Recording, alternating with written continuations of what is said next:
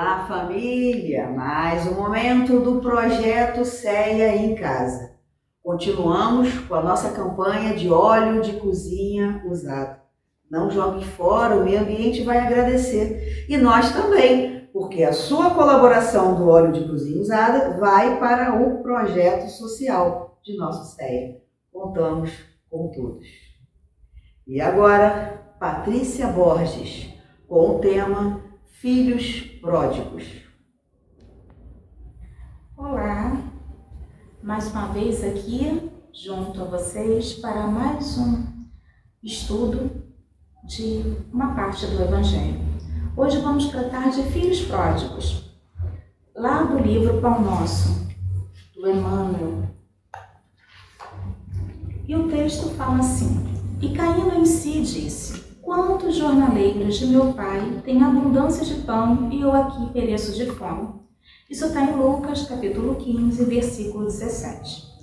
Examinando-se a figura do filho pródigo, toda a gente idealiza um homem rico, dissipando possibilidades materiais nos festins do mundo. O quadro, todavia, deve ser ampliado, abrangendo as modalidades diferentes. Os filhos pródigos não respiram somente onde se encontra dinheiro em abundância.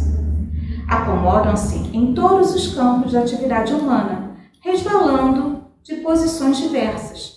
Grandes cientistas da Terra são perdulários da inteligência, destilando venenos intelectuais indignos das concessões de que foram queimoados. Artistas preciosos gastam por vezes, inutilmente, a imaginação e a sensibilidade através de aventuras mesquinhas, caindo afinal nos desvãos do relaxamento e do crime. Em toda parte, vemos os dissipadores de bens, de saber, de tempo, de saúde e de oportunidades.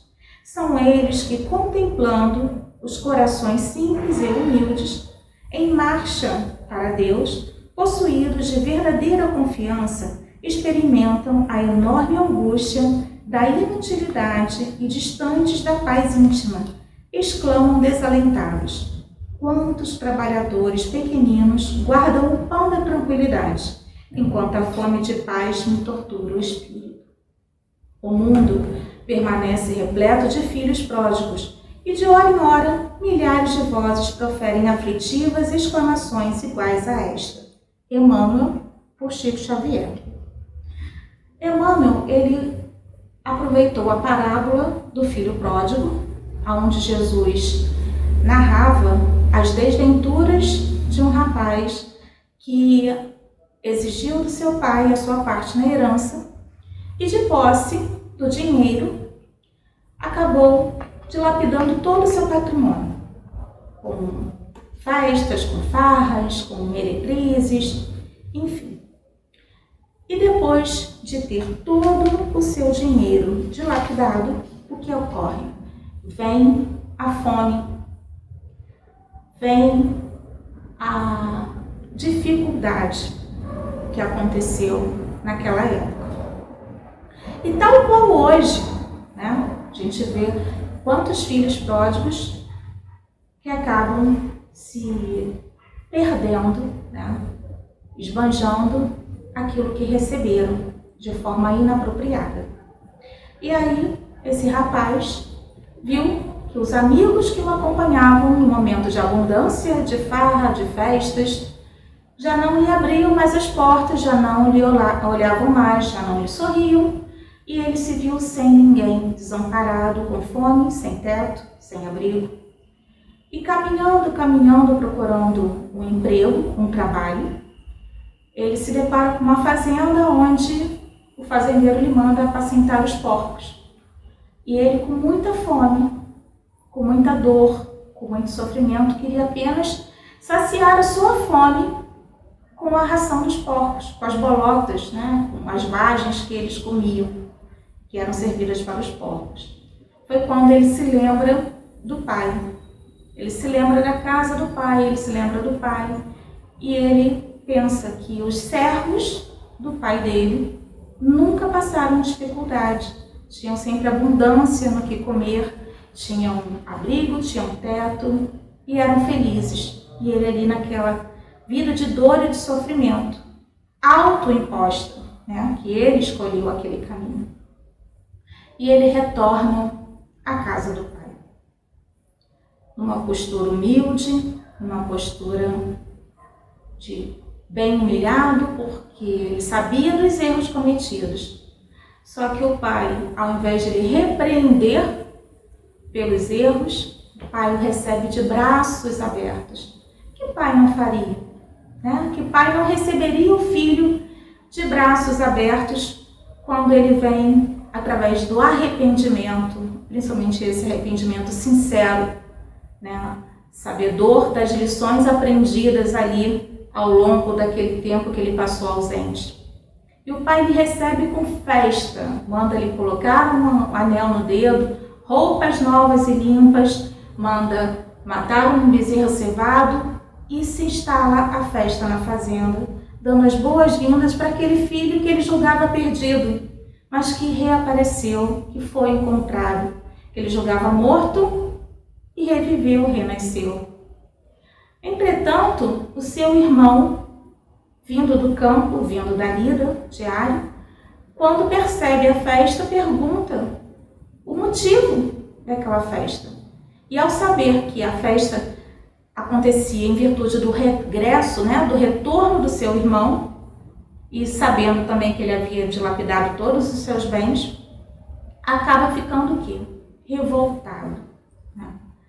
E o pai, conversando com ele, fala: meu filho, mas por que isso? Seu irmão chegou, o seu irmão que eu achava que estava perdido, foi encontrado.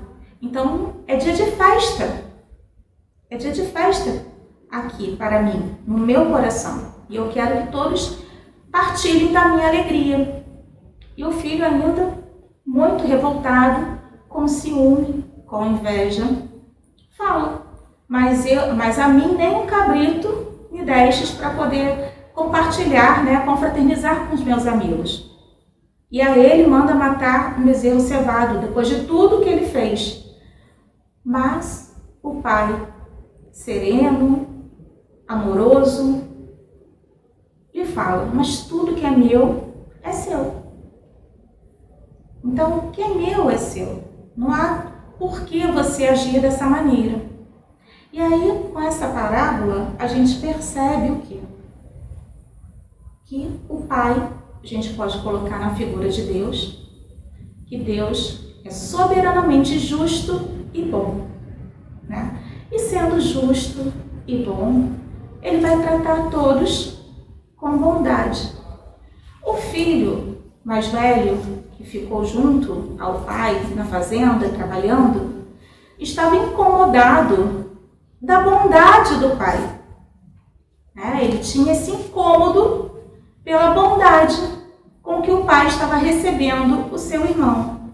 E ele queria que o pai agisse de forma má pelo mau comportamento, quando na realidade a vida já havia sido má, né? Através das escolhas feitas pelo irmão, ele já havia recebido a sua lição, ele já havia aprendido. E nessa parábola a gente observa dois extremos bem interessantes, que é o filho pródigo, que é aquele que na realidade esbanjou os seus bens, né? E o filho egoísta, que é aquele que, embora tenha ficado junto ao pai, trabalhado, seguido, servido ao pai, fazendo tudo o que ele precisava, era egoísta porque não aceitou o retorno do irmão, não ficou feliz com o retorno do irmão, ficou incomodado, sentiu-se ciumento, invejoso da alegria do pai com relação ao seu irmão. Né? E aí, Jesus, nessa parábola, ele mostra para a gente dois ensinamentos, né? Que é a ingratidão filial, praticada pelo filho pródigo, e a avareza do filho mais velho, porque não aceitava dividir o pai, não estava ali aceitando a felicidade do pai, a festa em prol do seu irmão, do regresso do seu irmão. Né? A gente vê que são duas extremidades, né? São duas extremidades que fecham um círculo da incompreensão humana. São dois opostos ali, né? A ingratidão filial e a avareza do outro filho. Então, fecha um círculo. E lendo a parábola com atenção, a gente acaba ignorando alguns detalhes dela, né? E nisso me vem uma pergunta, né? Qual dos dois filhos é o mais infortunado? O filho pródigo, aquele que pega a sua herança e dilapida os seus bens, gasta da pior maneira possível, né? Ou aquele filho que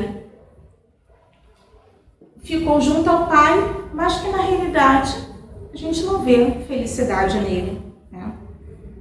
Mas acredito que o mais infeliz dos dois seria o segundo, porque o primeiro ele já possuía a bênção do remorso, né, a seu favor. Ele se arrependeu sinceramente dos seus erros. E o outro filho, embora estivesse junto ao pai, seguindo os seus ensinamentos, ainda não havia aprendido totalmente a lição. E Emmanuel retira dessa parábola os filhos pródigos e faz a gente refletir quem seriam esses filhos pródigos para a gente ao longo do tempo. Quem seriam esses filhos pródigos? E ele já coloca que podem ser grandes cientistas, artistas, também a gente pode ter políticos, a gente tem governantes que usam dos seus talentos, que usam das possibilidades que possuem para fazer o bem e acabam agindo em alto benefício ou para prejudicar outras pessoas. A gente observa que também filhos pródigos aí, por incrível que pareça, também podem ser os pais, que abdicam da missão sagrada de orientar, de educar, de cuidar, né, dos seus filhos, dos espíritos que lhes chegam às mãos como filhos, e muitos acabam esnobando essa oportunidade bendita, né, de elevar moralmente a prole e a si mesmo perante Deus. Muitos pais também podemos dizer que são filhos pródigos, e na realidade filhos pródigos somos todos nós de uma certa maneira, né? Quando a gente deixa passar as oportunidades de calar uma ofensa, de evitar um ataque de ira, de conter um comentário maldoso, de dar ouvidos também para comentários maldosos, para maledicência. Também somos filhos pródigos nesses momentos, né? E também temos sido ávaros ou comedidos, né? Eu diria econômicos, e muitas vezes, quando se trata de doarmos ao próximo, de oferecer algo de nós mesmos. Nesse aspecto, nós agimos como o segundo filho, né? Como filho egoísta. A gente também é bem econômico, né? Quando alguém nos pede um minuto de atenção, quando pedem um favor, né? E mais pródigos também nas horas, passar horas ocupando-nos com coisa nenhuma.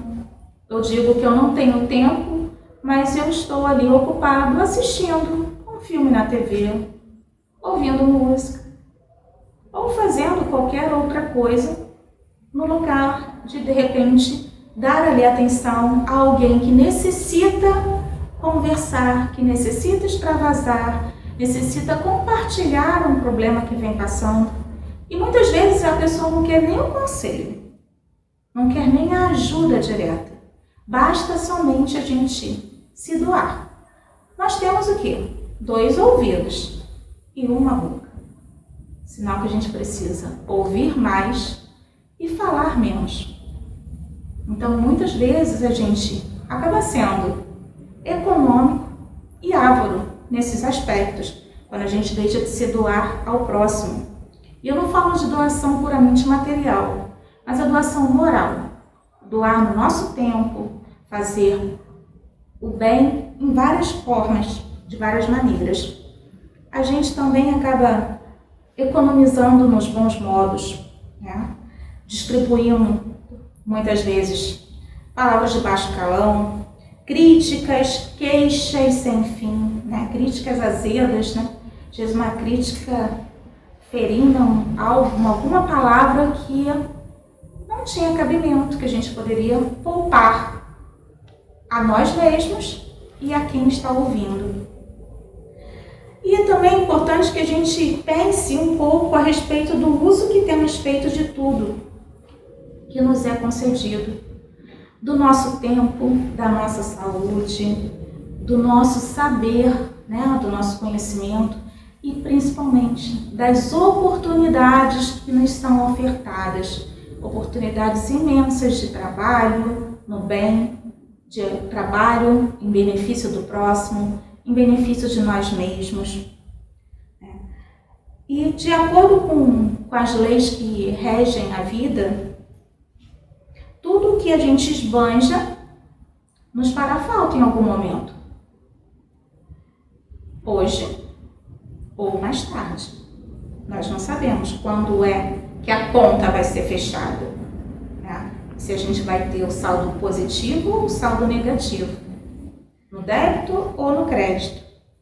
E a gente tem que verificar se a gente não está sendo pródigo demais com as coisas ruins, né? Valorizando aquilo que é ruim, aquilo que não deve ser valorizado mais do que já foi. As brigas, as desavenças, né? As confusões que acabam nos envolvendo, as discórdias em casa, com familiares, no trabalho.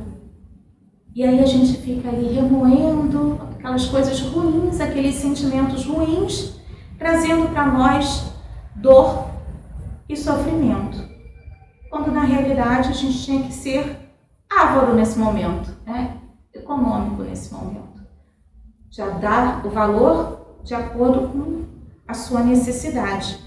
E também temos que prestar atenção se a gente não está economizando nas virtudes, nas vicissitudes, nas benesses que nós poderíamos fazer, ou se a gente está deixando de cultivar.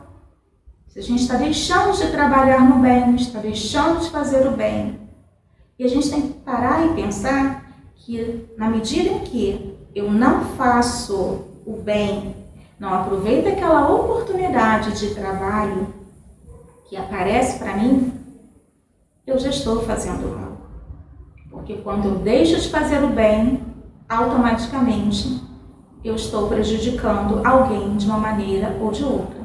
O trabalho, ele vai seguir, mas poderia seguir melhor, seguir mais rápido com a minha participação, com a minha ajuda. E o interessante dessa parábola também, desse trecho, filhos pródigos que Emmanuel tira, é a importância do trabalho. O filho pródigo, ele busca o quê? Ele dilapida os seus bens. Mas ele depois, quando ele vê a dificuldade, quando ele vê que as coisas não vão ser mais como estavam sendo, ele não tem mais a facilidade que o dinheiro lhe proporcionava, ele busca o quê? Trabalho. E aí a gente vê a importância da lei do trabalho para o nosso progresso. Para o nosso progresso físico, para o nosso progresso moral. Em momento algum, ele pensa em arrumar dinheiro de meio ilícito. Ele busca o trabalho. E ele sofre porque ele não encontra trabalho fácil. Porque era uma época de crise, era uma época de muitas complicações e ele sente essa dificuldade em conseguir um trabalho. De conseguir um trabalho para poder ter a sua subsistência, para se manter. E aí a gente tem que parar e pensar, né? Se os obstáculos que nós criamos na estrada da vida, na estrada evolutiva, se eles vão retardar só a nossa felicidade, ou se a gente não está envolvendo outras pessoas ao redor. Né? Enquanto a gente detiver, continuar caminhando nos caminhos estreitos dos enganos, sem perceber a grande avenida iluminada que nos conduz ao Pai, a gente vai sofrer, nós vamos nem sempre conseguir o auxílio tão rápido quanto o filho pródigo. E essa avenida, né, larga, iluminada, é a mensagem de Jesus. Porque como a afirmativa dele, eu sou o caminho da verdadeira vida, ninguém chegará ao Pai senão por mim. Que fiquemos em paz e que Jesus nos abençoe a todos. Graças a Deus.